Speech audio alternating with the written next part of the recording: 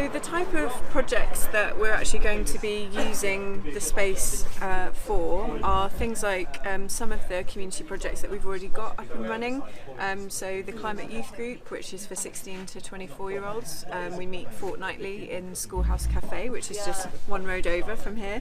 That's also where the little Planet Cheltenham children's group meets on the first Tuesday of every month.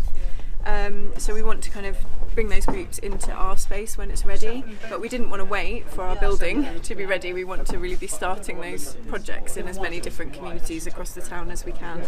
And then once we do have our building space, some of the ideas that we've had, both from our steering group but also from a survey that we ran, we had over 100 responses from residents across the town of the types of projects that they wanted to see us running.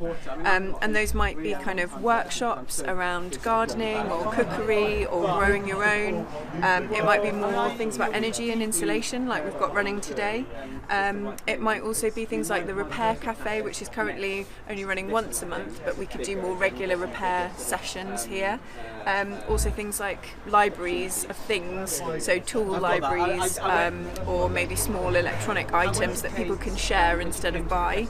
And then also skill shares. So a lot of the ideas that we got from the survey responses were around kind of really joining together different groups of people in the town.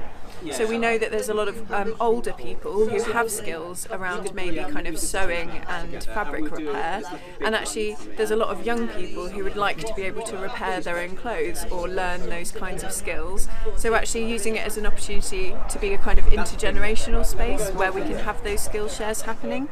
And that's not to mention as well that it will be obviously also be a lovely, sustainable, warm, welcoming space where other community groups, both in St Paul's and across the town, can come in and run their own sessions in here, whether that might be Pilates or, whatever it might be, home education sessions.